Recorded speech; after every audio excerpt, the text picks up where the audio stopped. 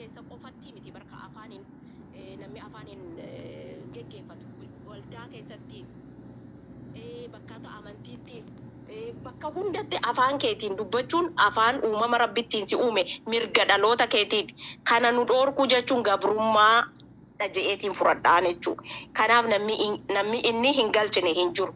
Kana dhugaa Oromoo nu dho'isuuf dhugaan qabdanii dhugaan kuni keessanii miti nutu dhugaa qaba jedhanii dhugaa keenya fuudhanii dhugaa isaanii godhachuu warri barbaadan nutu dhugaa qaba. Oromoon dhugaa qaba. Dhugaa itti qabsaa'uu qaba. Dhugaa qabsaa'eef qaba.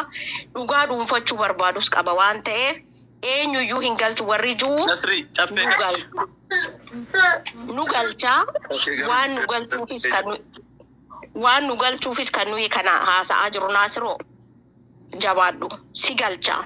Yoo sin galchine lammata an bilisummaan barbaadaniin gabroome sabii kiyya hin du'inii jettee hin dubbatin. Ma afaan maaliitiin dubbatte yoo kun sin galchine maaliif kun mirga keenyaatu saamamaa jira. Obboleessa kee afaan Oromoo dubbatu tokkoon afaan Oromoon dubbatin afaan kiyya dubbaddu afaan Amaaraa yoo jee ati maaliif qabsooftere? Kana yoo falmachuu dadhabde. Kanaaf laphee dhiibii falmadhu mirga keeti kun. Dhimmi mataa maqaasaatu amantiidha malee amantii miti. Bifattiin nu gabroomtan bifattiin duraanis nu gabroomsaa turan har'as nu gabroomsaa jiranii. Kanaaf Oromoo carraa arganne carraa kanatti fayyadamne dhugaa keenya hafe dhugaa keenya dhokate san bakkaan gaannee Oromiyaa bilisoomte. Itoophiyaa Oromoodhaan durfamtu akka baay'ina keenyaatti jechuudha. Akka sabummaa keenya baay'ina keenya kana nuyi miti barka godhe rabbiin nu baay'ise. Akka baay'ina keenyaatti biyya saniis Oromiyaas bilisoomsine. Kana miti nu mormine kana miti nu dubbanne ofii keenya lafa keenya irratti abbaa taane ittiin hojjechuu ka dandeenyu amma carraan ifirraa galchine jechuudha. Akkasii an kanaaf na galcha yoo lubbuu barbaachisees na galcha lubbuu barbaachisa hojanis dhaqeetiin obboleeyyan kiyya kana wajjin lubbuu kennuuf qophiidha. Maaliif dhimma isaatu dhimma Oromoo hundaati Oromummaadha tokkummaadha. Kanaaf Oromoo galatooma Naasiroo galatoomi. Ayyee galatoomi meeti shaawul faadhu. Ayyee asaantii garuu daqiiqaa tokko dubbadhaa warra as keessa jirtan hedduu dadhabee jira dhiifamuun. Beeksisa rakkoon qabu. Ani hin baay'isu ani uummata akka xiqqoo akkasii isinii dhaamuu barbaada malee yaadattee baay'ee kennuu hin fedhu. Yaadni reefi ziizoon kaase kun yaada ani kaasee duratti sitti dubbachuu barbaade mana istaazaabuun waasitti osoo sitti dubbachuu barbaadu kan nu buusanii gantaa qabaatiis warri fuudhuu gurdaa qabda warri dhageetti qabda warra jaratti boboo ta'uu dandeessan kuni sagantaa nu qabaa maaloo amma kaleessa galgala yooni sanfaa nama 10,000 oltu daawwata ture biyya keessaati holka kaasaa jiru. Oromoo ko kabajjanne kun bilisummaadha dhugaa waaqaa. Wanta keessa dabarre nutu beeka. Bilisummaan tun akka nuti dabarre illee beektii ta'uu qabna. Ijoollee tokko maaltu sin galche jedhanii ijoollee sadi hin ilaalina. Ijoollee sun abbaa isaantu Amaara yookaan haadha isaantu Amaara yookaan wayii malee cinqaa abbootiin keenya keessa turan bara manni amantaa ijaaree Oromoon qarsuufiitiin ijaaree yoo xumure tabaarku halannaa gaalla magbaata ichine nun jechaa turan abbootii keenyaan jechaa turan abbootii keenya ceeqoodhaan turan ani ji'a sadura saanti afaan Oromootiin afaan Amaariffaatiin baradhuun geera naan jedhan lolaat bahee istaazonni reef dubbatanii wanni ati sittee naan jahiin afaan Amaariffaatiin jedhu fixaa baane ati inumaan amantaan saba amantaan adda qooduu barbaadan naan jechaa turan. Ana qofaallee miti numu hundaaf milkaa'ee jira Oromoo ko osoo musliiman jenne waaqeffata jinni jaan kana Naasir keenya dubbisitti dheeressuuf dhabdee jirtu. Wanti as nama walitti nu qaba maatii fa'aa bakka tokko raafachiisa. Banuun akka misarmaas itti fakkaatu keenya xiqqoo furamee du'aa ture. Dayeeffatanii mana dayeeffatanii uummata Oromoo saama. Wanti uummanni akkana boo'ee uffata gurraacha kaawwatuuf maal seetan maqaa amantaatiin boccoqataa turan. Fakkeenyaaf qullubbii Gabreel qofa irraati gara biliyeena meeqaatu gala. Kana dhabde jarri Oromoo bilisoomnee jira tokkoffaan kanuma jabaadhaa isinitti hin baay'isu. Nasri adaraa keessa nama walitti nuu qabaa jabaadhaa akka harka baane abbootii keenya wajjin oromummaadhaan arrabsamaa ture. Maal jaayii nu barre waa'ee Maariyaam irratti samaa yeroo barreessa kana dubbachaa ture ji'a sadi dura itti kaasee falmaa ture. Maa akkas nuun jettanii kanaafuu ani isin wajjin hin baradhu osoo Oromoo jaalattanii akkasuma eega Oromoon jaalatan galle maa meeta kiristaana maa fiddee nurra ijaartanii maa nu saamtan lafa jechaalee ture. Istaazoon amma akkas jechan hin beeku haga abu maal fa'aa istaazoon tuna beekaa ture hin beeku. Kanarra sitti baay'isu sirraa bu'aa jabaadhaa daraa. Baay'ee galatoome asaantii ilaallee waliin marannee guyyaa tokko ijoollee keenya wajjin ijoollee Oromoo waliin mana eenyuti akka goonu yoo bakka godhu sa'a akka bakka godhu waliin marannee marii goona.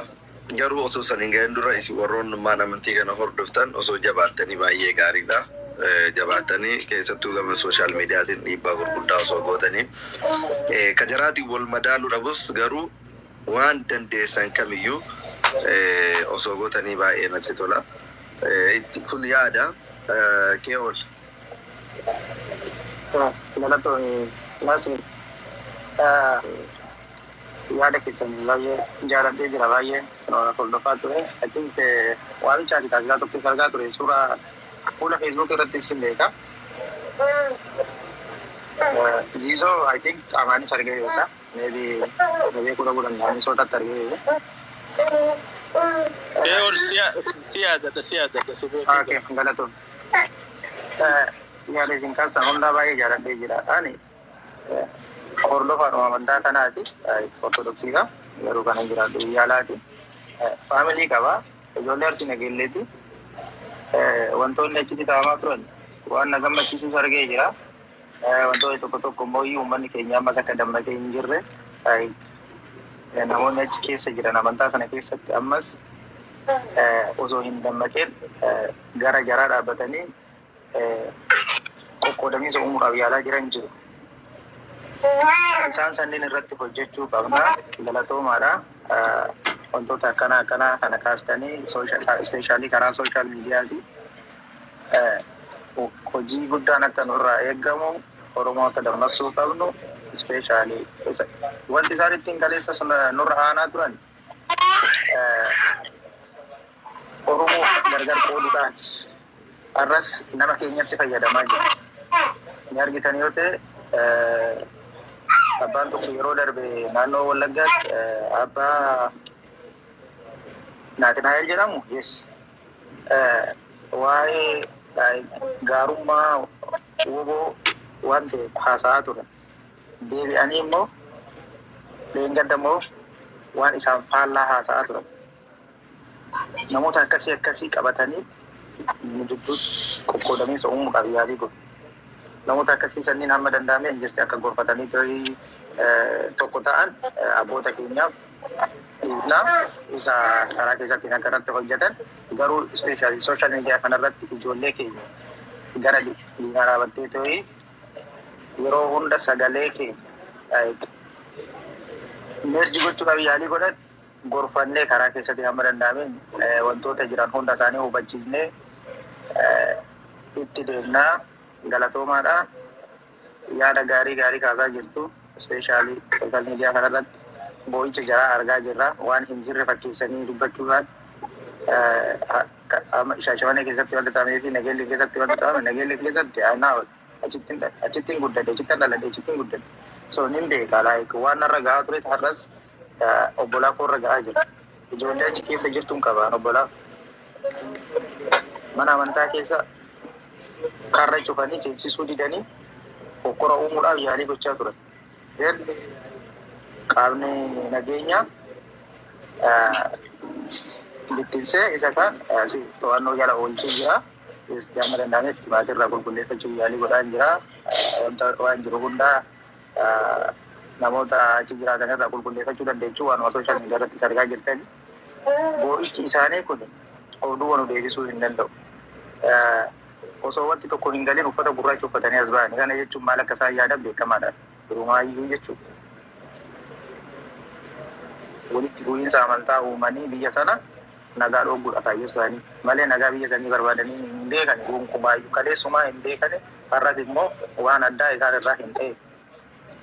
Hawaasa keenya dammaqsuu irratti haa hojjennu galatoomaadha sagalee uummata keenyaaf ta'aa jirtu baay'ee tokko sin galateeffadha. Ulfaadhu kee ol hedduu galatoomi. Dhugaa dubbatuuf yeroon illee gadi hin dhaabatu osoo dadhabu baadhee kanaa ol irraa dubbannaa ture garuu nama ganaatiif bifa akkanaatiin ammoo dubbatu illee hin barbaadu. Yoo dubbannee wal ijaarree wal gurmeessinee sagantaa qabannee akkuma jaraa san nama 10,000 nama 20,000 irratti sanaa ollee fiduu dandeenya nuti itti amannee Oromoon tokko taane kana wanti nuti ulfaatu tokko illee hin jiru. Kanaaf guyyaa itti qabannee sagantaa itti qabannee laallee goona ammaaf hedduu dadhabee jira galatoomi ulfaadhu inshallah wal deebina. Zizo. Yes boss, profiling kiyya jijjiiramne. Jijjiirameera lakki amma nama fakkaata amma kino. Yaa warri nu godhuu qabnu warri nuti sagalee ta'uun nu dhibu garuu nu wajjin taanee sagalee goona kan jedhullee gaaffiidha. Galee nuti amantaa qofa osoo ta'e dhimma amantaa keessa hin seennu dhimmi kun dhimma Oromummaati. Dhimma afaan Oromooti dhimmi kun nu ilaallata. So kanaafuu illeen hordoftoonni amantaa Ortodoksii obbolowwan teennata Oromoo waan godhuu qaban namuu viidiyoo hojjetee bakka tokkotti walitti qabamne baay'ina namaa osoo hin ta'ini baay'ina akka isaanii 10,000 osoo hin ta'ini pressure gochuu danda'uu qabna haga isaanii qixxee taane. Deeggarsa jira gidduu kana deeggarsa jira guyyaa boruu mana kootitti deeggarsa uummata Booranaatu jira. Uummata dhumaa jiru deeggarsatu jira itti fufii yaada guyyaa qabanna rakkoon qabu guyyaa qabanna. Kanaafuu waan nu godhan dhaamsan amma obbolowwan teennata Ortodoksiitti an dabarsu ilmaan Oromoo bakka jirtanii walitti qabama nama godhadhaati hoogganama nama tokko qabadhaa kun ijoollee jajjabduu ganniifaa jira. Beeriifaa jira nama baay'ee kan hin beekne hedduu jira. So kanaafuu namoonni kun walitti qabamtanii sagantaa viidiyoo hojjettanii guyyaa keessaan nu dubbisaa Nasrillee dubbisaa sagantaa qabannee bal'inaan taaptaappiif koppiliinkiin namoota amma reefu tana jijjiikiyyaa osoo si laayivii gubbaa haasoftuu dabarsanii maaltu nungaa dabarsanii garuu nuti humna walii taanee gaachana walii taanee waliin ta'uu qabna.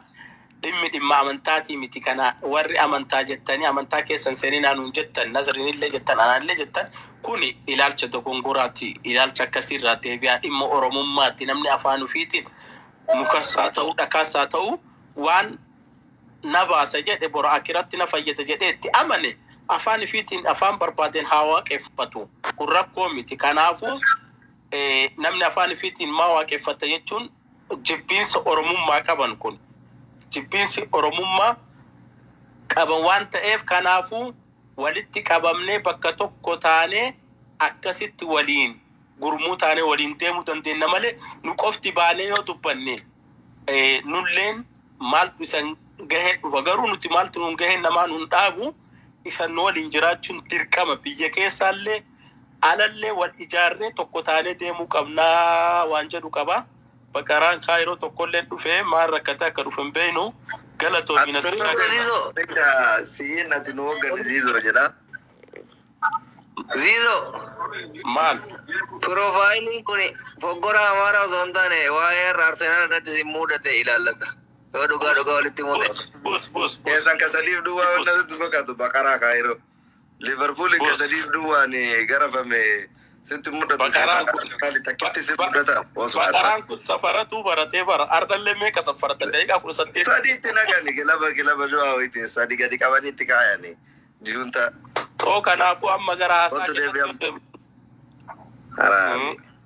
Bakaraa kan ol deebisee onna tapha bitan. Madaa namaa hooquuf deemti beektaa waslaataan tunni.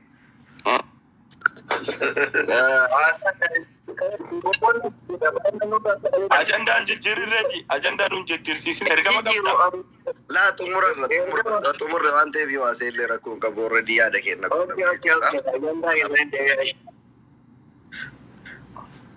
So kanaafuu akkas ta'uu qaba ilmaan Ortodoksii ilmaan Oromoo kaskee jirtan sagantaa qabadhaatii nu yaamaa Gasti gubbaallee yoo seenne namni nu jala jiru hin dhufan kan Nasrii jala jiru illee hin dhufa dirqama Nasrii mana banuu qabu. Deebisi Nasri. Maaltu si gal? Itti bilbilan dirqama Nasriin mana banuu qabu ziizoo mana banuu qabu. Baanolee amma dadhabeera rafuu edda dhiifamash በጣም ደክሞኛል.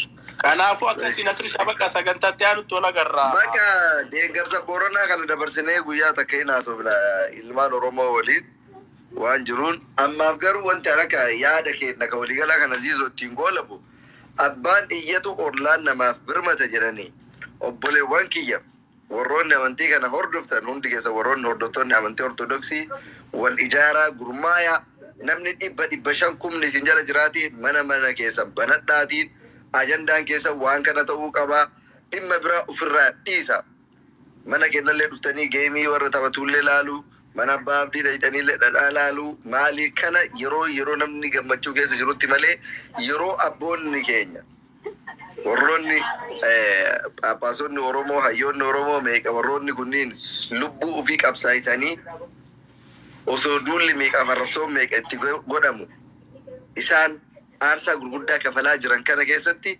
isin ammoo mana hin taaneef yeroo hin taanetti daqiiqaa takka gubuun qabdan. Geemii jalatti, mana dhadhaa jalatti, mana dhakaa jalatti, mana maalii jalatti daqiiqaan takkittiin gubdan garaa isin nyaatuu qabdi. Aarsaan isaan kafalaa jiran sun isin yaachisuu qabu.